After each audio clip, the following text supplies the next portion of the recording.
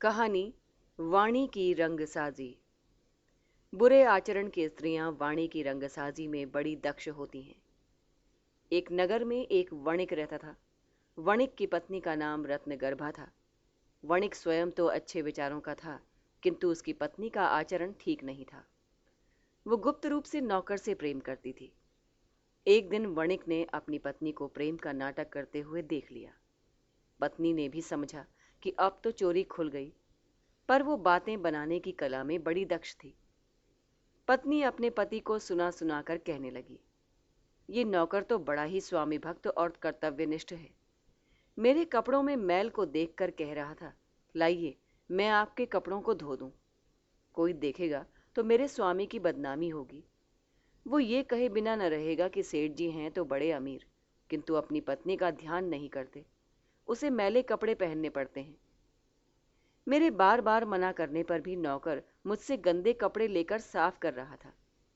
मैं उसे अपने गंदे कपड़े दे ही रही थी कि फिसल कर गिर पड़ी।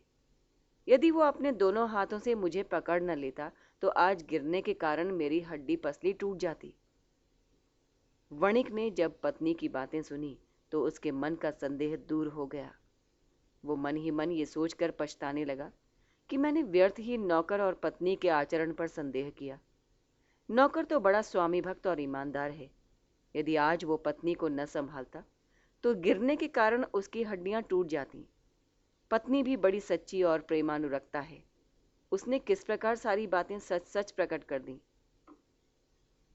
यद्यपि बात सच थी कि वणिक की पत्नी नौकर के साथ प्रेम का नाटक कर रही थी, पर उसने अपनी वाणी में रंगसाजी करके वणिक को भुलावे में डाल दिया। बुरे आचरण के लोग इसी प्रकार वाणी में रंगसाजी करके सरल हृदय वालों को चक्कर में डाल दिया करते हैं। सच को झूठ और झूठ को सच बना दिया करते हैं। इसी तरह की एक और भी कहानी है, जिसमें वाणी की रंगसाजी का ही अनोखा चमत्कार है। एक बढ़ई था। बढ़ई की पत्नी राज परम पुरुष से प्रेम किया करती थी। बढ़ई जब घर से चला जाता था तो पत्नी प्रेमी को घर में बुला लिया करती थी। बढ़ई को अपनी पत्नी के चरित्र पर संदेह तो होता था, पर बिना प्रमाण के उसे मौन ही रहना पड़ता था। एक दिन बढ़ई कहीं बाहर चला गया। अपनी स्त्री से कह गया कि वो 3-4 दिनों में लौट कर आएगा, किंतु संध्या होने के पश्चात वो उसी दिन आया और चुपके से घर में घुसकर अपनी पत्नी की चारपाई के नीचे लेट गया। पत्नी ने अपने प्रेमी को बुला रखा था। जब रात हुई तो वो चारपाई पर जाकर लेट गई, किंतु प्रेमी अभी तक नहीं आया था।